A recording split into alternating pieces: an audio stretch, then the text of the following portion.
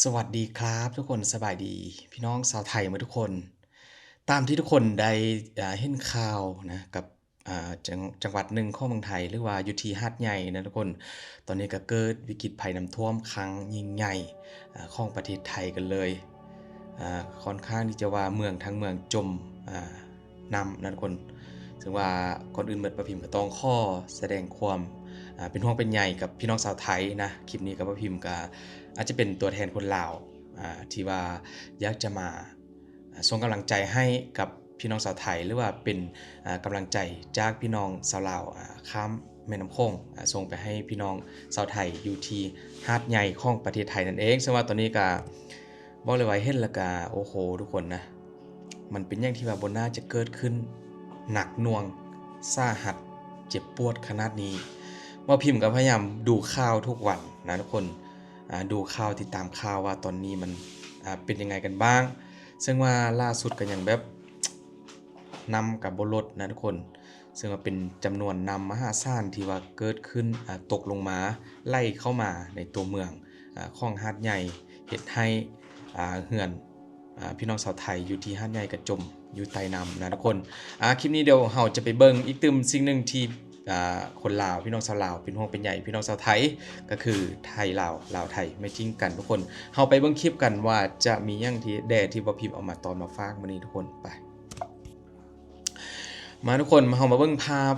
คลิปผมช่วงกันก่อนจากเหตุการณ์น้ำท่วมในครั้งนี้นะอยู่ที่หาดใหญ่ที่ทุกคนได้รู้แล้วก็ได้ติดตามข่าวมาโดยตลอดซึ่งว่าโอ้โหนะเห็นแล้วก็รู้สึกแบบมาพิมพ์เบาจากใจเหลือคนน่าสงสารที่สุดแล้วก็เป็นห่วงเป็นใหญ่ที่สุดเพราะว่าเห็นคลิปหลายอย่างที่แบบเฮ็ดให้เราสะเทือนใจนะกับคลิปที่ว่าเกิดขึ้นมีการถ่ายลงตามโซเชียลมีเดียต่างๆทุกคนดูจากห้างบิ๊กซีนะทุกคนห้างขนาดใหญ่ที่ถูกน้ำท่วมก็ถือว่าท่วมไปครึ่งห้างกันเลยแล้วก็รถยนต์ที่ว่าจอดตามถนนหลายๆจุดนะของหาดใหญ่มันเป็นความเสียหายที่แบบ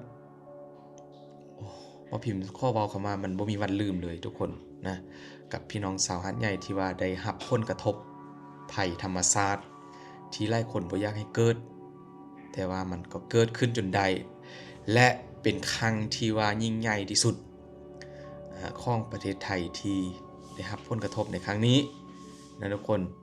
จังได้ก็พอพิมพ์ก็ขอส่งกำลังใจให้นะเป็นตัวแทนของคนลาวทั่วประเทศก็แล้วกันนะขอส่งกำลังใจให้กับพี่น้องชาวหาดใหญ่ที่ว่าได้รับผลกระทบภัยน้ำท่วมในครั้งนี้ก็ขอให้ทุกคนสู้ๆแล้วก็ขอให้ทุกคนรอดปลอดภัยนะขอให้การช่วยเหลือแบบเข้าไปทั่วถึงอย่างว่องไวนะทุกคนก็นอกจากนั้นก็ยังมีการเข้ามาช่วยเหลือเรื่อยๆทุกคนนี่ก็เป็นเฮลิคอปเตอร์จากกองทัพบกนะจากทหารไทยที่ว่าส่งสิ่งของโดยการเอาเครื่องบินเฮลิคอปเตอร์เข้าไปช่วยนะโยนสิ่งของอาหารเครื่องดื่มแล้วก็นำเอาไปให้นี่หลายคนก็โบกถุงโบกผ้าสะบัดให้ช่วยเหลือนะคนมันเป็นอย่างที่แบบเสียงฮองข้อความช่วยเหลือที่พอพิมพ์ได้เห็นคลิปหนึ่งของคุณพี่เปิ้ลนครนะคนที่ว่าเข้าเอาทีมงานอาสากู้ภัยไปช่วยกับแบบเสียงแบบโอ้โหบ่มีภาษาอธิบายทุกคนมันสะเทือนใจหลายอันนี้ก็คืออีกตึมบุคคลนึงที่ว่าสำคัญทุกคนที่ว่าเป็นตัวแทนของคนลาวก็คือคุณวิลเลียมที่ว่าเป็นนักขายออนไลน์ชื่อดังกันอยู่แล้วนะเขาก็ได้ช่วยทุกอย่างทุกวิธีทางทุกคนโดยการส่งเสบียงอาหารนะอันนี้ก็เป็นอาหารแห้งทุกคนน่าจะเป็นพวกบะหมี่กึ่งสำเร็จรูปนี่แล้วก็เขาก็ได้เดินทางไปช่วยไปมอบให้โดยตัวเองในคลิปนี้ทุกคนเดี๋ยวว่าพิมพ์จะให้ทุกคนได้ฟังว่าเขาได้มอบเงินให้เท่าไหร่เดี๋ยวพรุ่งนี้บินโอนให้1,000,000นะครับพี่น้องชาวหาดใหญ่ทุกคนบินขอเป็นกำลังใจให้นะครับนี่เลยทุกคนคุณวิลเลียมนะทุกคนที่ว่าเขาเป็นชาวลาวคนลาวที่ไปอยู่ไทยเขาได้ช่วยโอนเงินให้กับสาวหาดใหญ่จำนวน1 ล้านบาทนี่ก็เป็นกำลังใจอีกตึมสิ่งหนึ่งที่ว่าเขาเป็นตัวแทนคนลาวได้ส่งมอบให้ทั้งทีกันเลยทุกคนการช่วยเหลือกับแบบเข้ามาช่วยเหลือทุกวี่ทุกวันนะทุกคนแต่ว่ามันก็ยังบ่ทั่วถึงนะตามที่ได้ดูข่าวมาก็คือพี่น้องชาวหาดใหญ่ติดอยู่ที่บ้านติดอยู่ตามอาคารนะตามตึกตามอพาร์ตเมนต์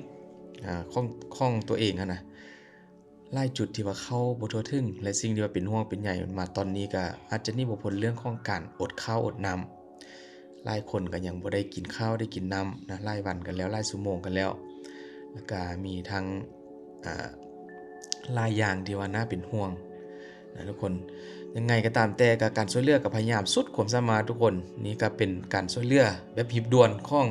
ทหารนะที่ว่าเข้าได้กระโดดลงน้ำที่ว่าแบบมันไล่แรงไล่เชี่ยวไปเลยทุกคนทั้งเสื้อสูทซีบทุกอย่างที่ว่ารีบช่วยกันช่วยประชาชนขึ้นรถ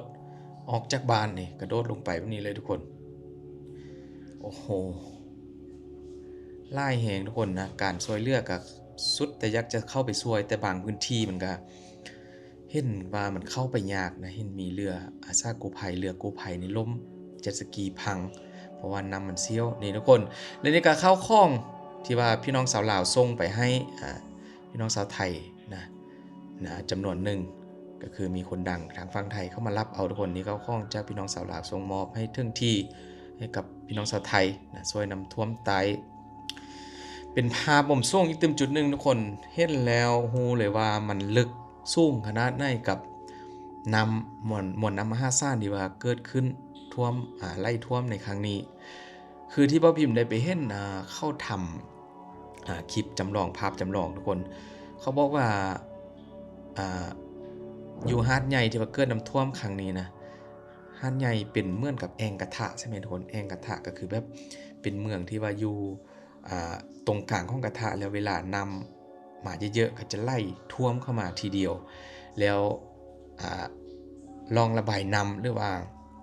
จุดที่ว่ามีการระบายน้ำมันระบายบ่ทันนะเห็นให้แบบน้ำท่วมขนาดใหญ่แบบนี้เฮลิคอปเตอร์ก็มาไล่พักส่วนกันเลยทุกคนโอ้น่าสงสารนะทุกคนนี่พี่ทหารก็พยายามช่วยทุกคนแล้วก็ให้สังเกตบางอีกตึมข้างนึงคนอยู่ด้านถัดไปของเฮลิคอปเตอร์ก็มีการโบกผ้าเพื่อจะให้ช่วยส่งอาหารแล้วก็เครื่องดื่มในตอนนี้นะเพื่อจะกินให้ตัวเองมีเรี่ยวมีแรงถือว่ามันเป็นอย่างที่ว่าบ่น่าจะเกิดขึ้นนะทุกคนมาพิมพ์ก็ดูทำคลิปเกี่ยวกับเมืองไทยมาเยอะเกิดขึ้นกับบ่น่าจะหนักหน่วงขนาดนี้อาจจะท่วมเล็กๆน้อยๆแต่อันนี้มันเป็นอย่างที่ว่าโอ้โหมิดหลังคา2ชั้น3ชั้นก็ท่วมมิดจมไปเลยทุกคนโอ้ my god จะได้ก็แล้วแต่นะถ้าว่าพี่น้องสาวหัดใหญ่ที่ว่าได้มาเห็นคลิปนี้เข้ามาพิมพ์ภายหลังที่ว่านำรถหรือว่านำยังปกติก็ขอให้ทุกคนกลับมาสภาพจิตใจนะทุกคนขอให้กลับมาโดยเร็วที่สุดจังได้ก็อาจจะใช้เวลาแหละเพราะว่าการสูญเสียครั้งนี้ก็สูญเสียหลายสิ่งหลายอย่างแฮงนอกจากบ้านเรือนธุรกิจแล้วก็ชีวิตทุกอย่างที่เสียหายไปก็อาจจะทำใจยากแต่ก็ต้องใช้เวลานะขอให้ทุกคนอดแล้วก็สู้ไปด้วยกันนะทุกคนจังได้ก็กำลังใจจากพี่น้องชาวลาวก็คอยติดตามข่าวแล้วก็แสดงความเป็นห่วงเป็นใยด้วยกันโพสต์ลงโซเชียลมีเดียบอกว่าจะเป็นบ้านฟ้าบ้านดำบ้านแดงคนลาวก็ได้โพสต์แล้วก็ทำคลิปนะด้วยความเป็นห่วงเป็นใยพี่น้องชาวไทยนี่ทุกคนนี่คือเส้นทางที่ทึกท่วมกับโอ้โหมืดจริงๆนะรถยนต์จากกี่แสนจากกี่ล้านคันที่ว่าทึกท่วมบ่ได้รวมทั้งมอเตอร์ไซค์เข้าของเครื่องใช้มืดจริงๆมืดนะทุกคนนี่ท่วมหมดเลยเดี๋ยวป้าพิมพ์จะมีคลิปปิดท้ายให้ทุกคนได้ดูนะเดี๋ยวแป๊บนึงทุกคนก็จะได้เห็นว่าอันนี้คือภาพน้ำท่วมก่อนทุกคนแล้วคลิปที่แบบว่าพิมพ์ไปเจอมาแล้วก่อนนำจะท่วมนะทุกคนเมืองหาดใหญ่อำเภอใช่ไหมทุกคนหาดใหญ่เขาเรียกอำเภอใช่ไหมก่อนหน้านำจะท่วมนะทุกคนถือว่าเป็นเมืองที่แบบโอ้โหสวยงามหลายกับคลิปภาพผมช่วงที่ว่าตอนนำบ่ทันท่วมทุกคนสวยงามจริงๆนะเดี๋ยวทุกคนก็จะได้เห็นทุกคน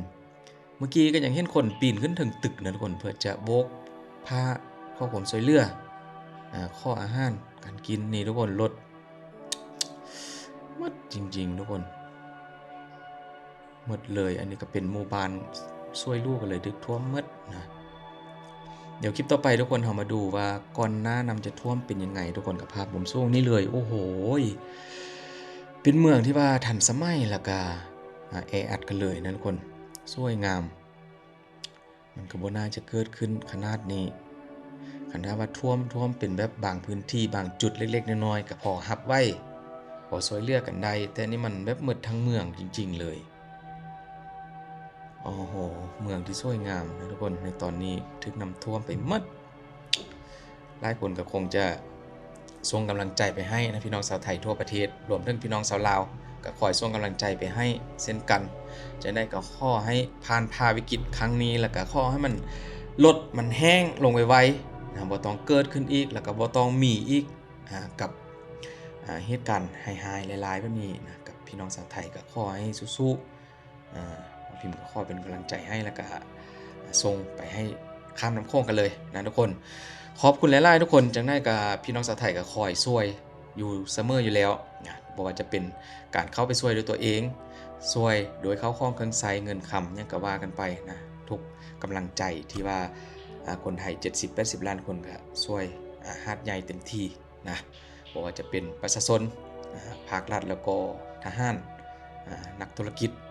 พ่อค้าแม่ค้ายังก็ช่วยกันเต็มที่ตอนนี้ขอให้ทุกคนอยู่รอดปลอดภัยนะกลับมาใช้ชีวิตปกติโดยเร็วที่สุดกับพี่น้องสาวหาดใหญ่ขอให้ทุกคนสู้ๆเด้อทุกคนนะพอพิมพ์ขอเป็นกำลังใจให้ขอบคุณหลายๆเด้อ